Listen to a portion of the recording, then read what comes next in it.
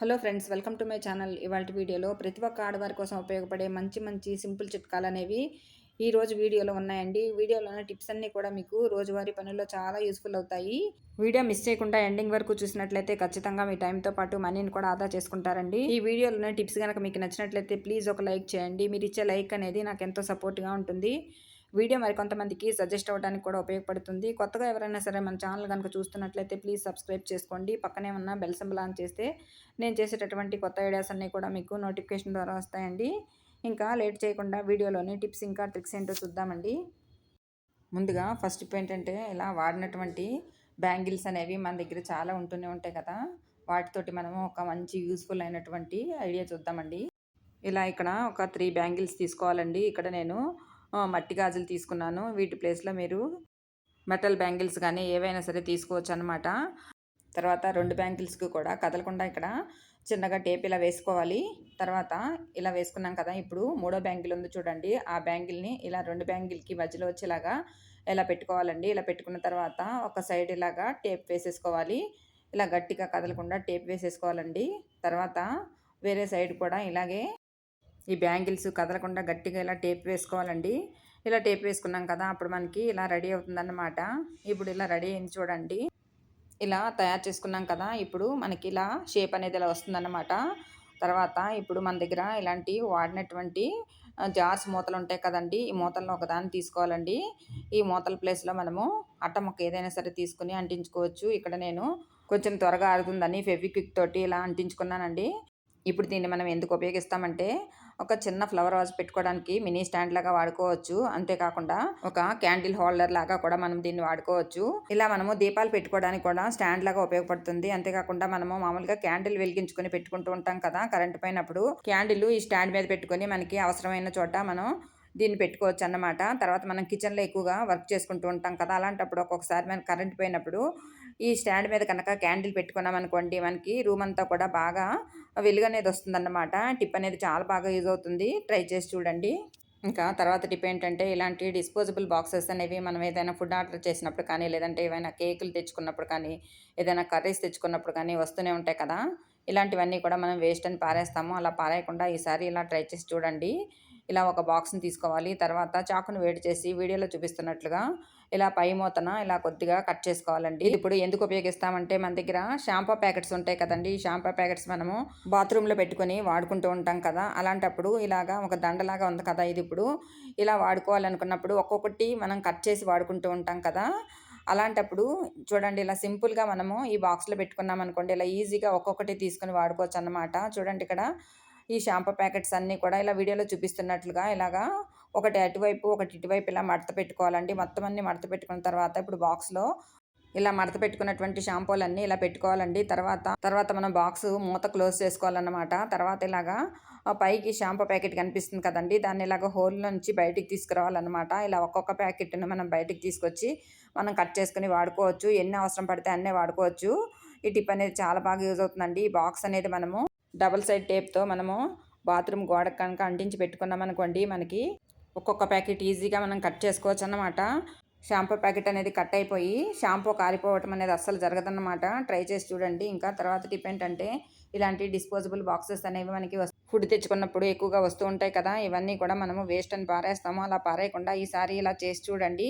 ఇలా ఒక బాక్స్ని తీసుకోవాలండి. తర్వాత దాన్ని ఇలాగా రౌండ్గా కావాలంటే రౌండ్గా, లేదంటే ఒక స్క్వేర్ షేప్ వచ్చేలాగా ఇలా కట్ చేసుకోవాలన్నమాట. ఒక చిన్న పీస్ ఇలా కట్ చేసుకోవాలి. వీటి అంచులు గుచ్చుకోకుండా ఉండడానికి ఇలాగా మనం వీడియోలో చూపిస్తున్నట్లుగా కొంచెం షార్ప్ లేకుండా నీట్గా కట్ చేసుకోవాలన్నమాట. ఇలా మనకి ఎన్ని అవసరం పడతాయని కట్ చేసుకోవాలి. ఇక్కడ నేను 2 కట్ చేసి చూపించానండి. మీకు అవసరమైనంత వరకు ఎన్ని కావాలంటే అన్ని కట్ చేసుకోవచ్చు. తర్వాత ఇలా ఒక పిన్నిస్ని కానీ లేదంటే సూదిని కానీ వేడి చేసి ఇక్కడ ఇలా మనం కట్ చేసుకున్నాం కదండి చిన్న పీసు, ఆ పైన ఇలా మనం హోల్స్ పెట్టుకోవాలన్నమాట. ఇప్పుడు ఇది ఎందుకు ఉపయోగిస్తామంటే, మనము ఎక్కువగా ఆర్టిఫిషియల్ ఇయర్ రింగ్స్ కానీ లేదంటే ఇలాంటి జుమ్కీలు కానీ ఎక్కువగా కొనుక్కుంటూ ఉంటాం కదా. తర్వాత అవన్నీ కూడా మనం ఒకే బాక్స్లో పెట్టి స్టోర్ చేసుకున్నప్పుడు ఒకదానికొకటి అంటుకుపోవడము, అంతేకాకుండా మనకి ఒకటి తీసుకున్నప్పుడు ఇంకొకటి కనపడకపోవడం అనేది జరుగుతూ ఉంటుంది కదా. మనము అస్సలు వెతుక్కునే పనే లేకుండా ఇలా తయారు చేసుకున్నాం కదండి, మనము ఈ షీట్స్కి కనుక మనము తగిలించి పెట్టుకున్నాం అనుకోండి, మనకి ఈజీగా మనము ఏది కావాలంటే అది, అంటే మ్యాచింగ్ ఇయర్ రింగ్స్ కానీ లేదంటే జుమ్కీలు కానీ ఏది కావాలంటే అది యూజ్ చేసుకోవడానికి చాలా సౌకర్యంగా ఉంటుంది. మనం ఇలా పెట్టుకున్నామనుకోండి, మనకి తీసుకొని వాడుకోవడానికి కూడా చాలా వీలవుతుందన్నమాట. ఇలా మనకి ఎన్ని అవసరం పడతాయో అన్ని రెడీ చేసుకొని పెట్టుకున్నామనుకోండి, మనకి అస్సలు వెతుక్కునే పనుండదు. టిప్ అనేది చాలా బాగా యూజ్ అవుతుందండి. ట్రై చేయండి. ఇంకా తర్వాత టిప్ ఏంటంటే, పల్లీలుంటాయి కదండీ! ఈ పల్లీలను ఇలా వేయించుకోవాలన్నమాట. కొంచెం పల్లీలనేవి సన్నటి సెగలో ఇలా వేయించి పెట్టుకోవాలి. తర్వాత ఒక మిక్సీ జార్ తీసుకొని అందులో మనం వేయించి పెట్టుకున్నటువంటి పల్లీలు వేసుకోవాలి. ఇక్కడ నేను ఒక కప్పు పల్లీలు వేసుకున్నాను. తర్వాత అందులో కొద్దిగా కారము, కొద్దిగా ఉప్పు, తర్వాత ఒక 2 వెల్లుల్లి కూడా వేసుకొని ఇదంతా కూడా మిక్సీ పట్టుకోవాలండి. ఇలా మిక్సీ పట్టుకున్నామనుకోండి మనకి ఒక పౌడర్ లాగా వస్తుంది. ఇప్పుడు మనకి పల్లీ మసాలా పౌడర్ రెడీ అయిపోయిందన్నమాట. ఈ పౌడర్‌ని మనము చట్నీకి బదులుగా వాడుకోవచ్చండి. ఇడ్లీ, దోస, ఇంకా ఉప్మా, సేమియా ఉప్మా, పొంగలి, అటుకుల ఉప్మా ఇలాంటి వాటన్నిటిలో కూడా ఈ పౌడర్ కనుక మనము చట్నీకి బదులుగా వాడుకున్నట్లయితే మనకి తినడానికి కూడా చాలా టేస్టీగా ఉంటుందండి.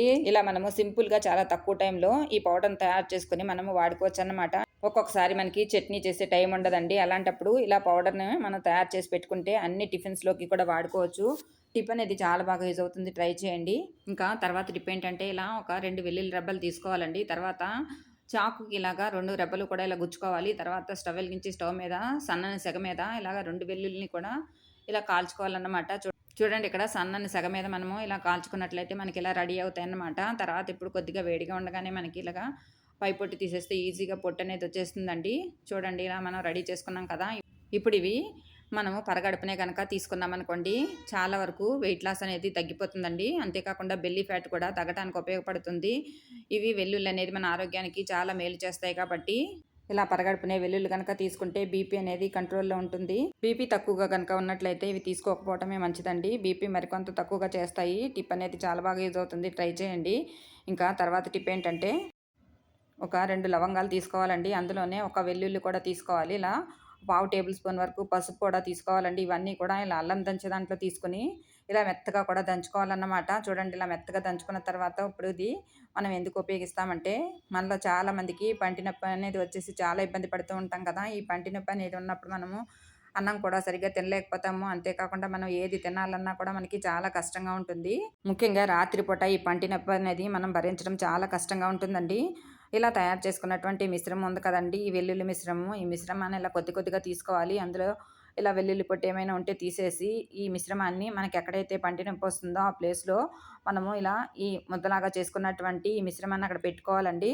ఇలా చేసినట్లయితే మనకి పంటి నొప్పి అనేది పూర్తిగా తగ్గుతుందండి. అంతేకాకుండా నోటి దుర్వాసన అనేది తగ్గటమే కాకుండా మనకి నోరు కూడా చాలా ఫ్రెష్‌గా ఉంటుంది. మనం ఏదైనా సరే తినటానికి కూడా చాలా వీలవుతుందన్నమాట. అంతేకాకుండా నోట్లో ఏవైనా చిన్న చిన్న పుండ్లు లాంటివన్నా కూడా పూర్తిగా తగ్గిపోతాయన్నమాట. మన పంటి ఆరోగ్యానికి ఇది చాలా బాగా యూజ్ అవుతుందండి.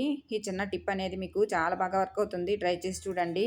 ఇంకా తర్వాత టిప్ ఏంటంటే మనము కిచెన్‌లో ఎక్కువగా ఇలా సింక్‌లో గిన్నెలు కడుగుతూ ఉంటాము. అంతేకాకుండా రకరకాలైనటువంటి ఏవైనా నాన్ వెజ్ ఐటెమ్స్ కానీ లేదంటే ఏదైనా మనము చికెన్ గానీ, ఫిష్ గానీ, ఫ్రాన్స్ గానీ వండుకున్నప్పుడు ఇదంతా కూడా ఇదే సింక్‌లో కడిగి మనము వంటకు వాడుకుంటూ ఉంటాం కదా! అలాంటప్పుడు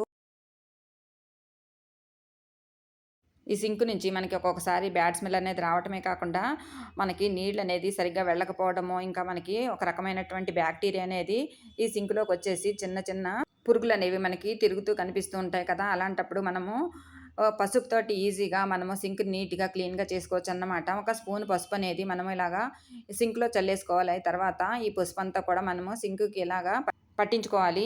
ఇలా పసుపంతా కూడా పట్టించిన తర్వాత ఒక 10 నిమిషాల పాటు ఆ సింక్‌ని అలాగే వదిలేయాలండి. తర్వాత మనకి ఇప్పుడు సింక్ కడిగే బ్రష్ ఉంటుంది కదా! బ్రష్ తోటి మొత్తం అంతా కూడా క్లీన్ చేసుకోవాలి. మూల మూలల మొత్తం అంతా కూడా ఇలా సింక్‌ని క్లీన్ చేసుకుంటే మొత్తం సింక్ అంతా కూడా నీట్‌గా క్లీన్ అయిపోతుంది. పసుపు అనేది మంచి యాంటీ బ్యాక్టీరియాగా పనిచేస్తుంది కదండీ! అందుకని పసుపు అప్పుడప్పుడు వాడుకున్నామనుకోండి మనకి ఎలాంటి ఆరోగ్య సమస్యలు ఉండవండి. తర్వాత మనము మళ్ళీ మామూలుగా వాటర్‌తో కడిగేసి ఇలాగా వైపర్‌తో క్లీన్ చేసుకుంటే మనకి సింక్ అనేది చాలా నీట్‌గా, ఫ్రెష్‌గా ఉంటుందండి. ఎలాంటి బ్యాక్టీరియా కూడా రాకుండా ఉంటుంది. సింకుకి గొట్టం ఉంటుంది కదండీ అడుగున. దాని నుంచి నీళ్లు వెళ్తూ ఉంటాయి కదా! డ్రైనేజ్ గొట్టము. ఆ గొట్టం కూడా నీట్‌గా క్లీన్ అవుతుంది. ఇలా ఒక స్పూన్ పసుపుతోటి మనం ఈజీగా సింక్ అనేది చాలా నీట్‌గా, క్లీన్‌గా చేసుకోవచ్చు. ఇలా వారానికి ఒకసారి గనక ఇలా పసుపుతో కనుక సింక్‌ని క్లీన్ చేసుకుంటే మనకి సింక్ అనేది హైజీనిక్‌గా ఉంటుంది. అంతేకాకుండా మనకి ఎలాంటి హెల్త్ ప్రాబ్లమ్స్ కూడా రాకుండా ఉంటాయి. ట్రై చేయండి. ఇంకా తర్వాత టిప్ ఏంటంటే కుక్కర్ మూతకి మనం ఇలాగా టూత్ పేస్ట్ పట్టించి, టూత్ పేస్ట్‌తో కనుక క్లీన్ చేసుకున్నామనుకోండి, కుక్కర్ మూత మీద ఉండేటటువంటి ఏదన్నా జిగురు గానీ, జిడ్డు గానీ, లేదంటే మనం పప్పు ఉడికించినప్పుడు ఒక్కోసారి చాలా జిడ్డు పట్టేస్తూ ఉంటుంది కదా! ఆ పప్పు జిడ్డనేది కానీ, లేదంటే ఇలా మనకి ఒక్కొక్కసారి కుక్కర్ అనేది తుప్పు కూడా వస్తూ ఉంటుంది. అంతేకాకుండా మూత అనేది మనం సరిగ్గా క్లీన్ చేయకపోయినా సరే మనకి దాని మీద బ్యాక్టీరియా అనేది ఎక్కువగా ఉండిపోతుంది. ఫంగస్ లాంటిది కూడా ఉంటూ ఉంటుంది కదా! అలాంటప్పుడు ఇలా టూత్ పేస్ట్‌తో గనక క్లీన్ చేసామనుకోండి, కుక్కర్ మూత అనేది చాలా బాగా నీట్‌గా క్లీన్ అయిపోతుంది. ఎలాంటి బ్యాక్టీరియా లేకుండా, తుప్పు మరకలు లేకుండా చాలా నీట్‌గా క్లీన్ అవుతుందన్నమాట. అంతేకాకుండా ఏవైనా ఫుడ్ పార్టికల్స్ ఉన్నా కానీ మనం ఇలా క్లీన్ చేసుకున్నట్లయితే పూర్తిగా పోతాయి. ట్రై చేయండి. ఇంకా తర్వాత టిప్ ఏంటంటే చూడండి, మనము గ్రైండర్‌లో పిండి రుబ్బుకుంటూ ఉంటాం కదా! అది ఇడ్లీ పిండి గానీ, దోసల పిండి గానీ మనం రుబ్బుకుంటా ఉంటాం కదా! తర్వాత ఈ పిండంతా కూడా మనము గ్రైండర్ నుంచి తీసుకున్న తర్వాత ఈ గ్రైండర్ కడగటం అనేది మనకి చాలా కష్టంగా ఉంటుంది. ఈ పిండనేది ఇక్కడ సన్న సన్న సందుల్లో ఉండిపోవటం వల్ల మనము అంటే ఈ రాళ్ళ చుట్టూ సన్న సన్నగా లైన్స్ అనేవి ఉంటాయి కదా! ఈ లైన్స్‌లోకి పిండి అనేది ఉండిపోతుంది. అది కడగటం అనేది మనకి చాలా కష్టంగా ఉంటుంది. ఒక్కొక్కసారి ఎంత కడిగినా కూడా మనకి ఎక్కడో ఒక చోట పిండి అనేది అలాగే ఉండిపోతుంది కదా! దాన్ని మళ్ళీ మనం క్లీన్ చేసుకుంటూ ఉంటాము. అలా కాకుండా గ్రైండర్ అనేది మనం పిండి తీసుకున్న తర్వాత ఈజీగా కడగటానికి ఒక సింపుల్ చిట్కా ఉందండి. అదేంటంటే ఇలా గ్రైండర్‌ని మనము పిండంతా తీసుకున్న తర్వాత మళ్ళీ ఈ బౌలు అందులో పెట్టి మనం గ్రైండర్‌ని ఆన్ చేసుకోవాలి. తర్వాత ఇలా ఒక గ్లాస్ వాటర్ పోసుకుంటూ మనము ఇలాంటి బ్రష్‌లు దొరుకుతాయండి. ఇవి రూ. 50కే దొరుకుతూ ఉంటాయి. ఇలాంటి బ్రష్‌ని ఒకదాన్ని తీసుకోవాలి. ఈ బ్రష్ కనుక మనకి దగ్గర లేకపోతే మనకి టూత్ బ్రష్ ఉంటుంది కదా! మనము క్లీనింగ్ కోసము ఒక బ్రష్ పెట్టుకుంటూ ఉంటాం కదా! ఆ బ్రష్ తోటి ఇలా వీడియోలో చూపిస్తున్నట్లుగా మొత్తం అంతా కూడా గ్రైండర్ తిరుగుతుండగానే మనం ఈ బ్రష్‌తో కనుక ఇలా కడిగామనుకోండి, మనకి ఎక్కడక్కడ సన్న సందుల్లో ఇరుక్కున్నటువంటి పిండంతా కూడా ఈజీగా వాటర్‌లోకి వచ్చేస్తుంది. మళ్ళీ ఇంకొక గ్లాస్ నీళ్లు పోసుకొని ఇలా ఈ బ్రష్‌తో కనుక క్లీన్ చేసుకున్నామనుకోండి, గ్రైండర్ ఇలా తిరుగుతుండటం వల్ల మనకి మొత్తం పిండంతా కూడా ఇలాంటి గ్యాప్స్ ఉంటాయి కదా! రాళ్ళ చుట్టూ గ్యాప్స్, ఆ గ్యాప్స్‌లో ఉన్న పిండంతా ఈజీగా ఆ నీళ్ళలోకి వచ్చేస్తుందన్నమాట. చూడండి, ఇక్కడ నేను ఇలా కడిగిన తర్వాత ఇక్కడ ఈ రాళ్ళనేవి పైకి తీసి చూపిస్తున్నాను చూడండి. ఎంత నీట్‌గా పిండనేది క్లీన్ అయిపోయింది కదా! చూడండి, ఇలా వాటర్‌లోకి పిండంతా వచ్చేసింది. తర్వాత ఇక్కడ మళ్ళీ మామూలుగా మనము సింక్‌లో ఈ గ్రైండర్‌ని ఈజీగా కడిగేసుకోవచ్చండి. ఈ వాటర్ అంతా పారబోసి ఒక్కసారి మనము ఇలా గ్రైండర్ అంతా కూడా వాటర్‌తో కడిగేసి పెట్టుకున్నామనుకోండి, మనకి గ్రైండరు నీట్‌గా క్లీన్ అయిపోతుంది. తర్వాత ఇక్కడ చూడండి, నేను ఇలా గ్రైండర్‌లోంచి తీసిన తర్వాత రాళ్ళనేవి తీసి చూపిస్తున్నాను చూడండి. ఎక్కడ పిండనేది లేకుండా ఎంత నీట్‌గా క్లీన్‌గా మనకి పిండనేది వచ్చేసిందో. తర్వాత ఇలా నార్మల్‌గా మనం వాటర్‌తో ఒకసారి వాష్ చేసేసుకొని మనం ఆరబెట్టి గ్రైండర్‌ని గనక మళ్ళీ సర్ది పెట్టుకున్నామనుకోండి, మనకి గ్రైండర్ అనేది చాలా నీట్‌గా ఉంటుందండి. ఎలాంటి స్మెల్ కూడా రాకుండా కూడా ఉంటుంది. ఒక్కసారి ఇలాగా మనం కడిగేసి పెట్టుకున్నామనుకోండి, కొంచెం తడంతా ఆరనిచ్చిన తర్వాత మళ్ళీ సర్దుకోవాలండి. తడి మీద సర్దుకున్నట్లయితే మళ్ళీ ఈ బౌల్ నుంచి మనకి వాసన అనేది వస్తూ ఉంటుంది. అలా కాకుండా మొత్తం తడంతా ఆరనివ్వాలండి. చూడండి ఎంత నీట్‌గా క్లీన్ అయిపోయిందో. అంతేకాకుండా మనకి పెద్ద వయసు వాళ్ళు ఎవరైనా ఉన్నట్లయితే ఈ టిప్ అనేది వాళ్ళకి చాలా బాగా యూజ్ అవుతుందండి. అంతేకాకుండా ఎక్కువగా శ్రమ పడకుండా ఈజీగా మనం ఇలా సింపుల్‌గా గ్రైండర్ అనేది నీట్‌గా క్లీన్ చేసుకోవచ్చు. ఎలాంటి విసుగు లేకుండా ఈజీగా క్లీన్ అయిపోతుంది. ఇంతేనండి ఇవాల్టి వీడియోలోని టిప్స్. ఇవన్నీ మీకు నచ్చాయనుకుంటున్నానండి. Thank you for watching this video. Thank you.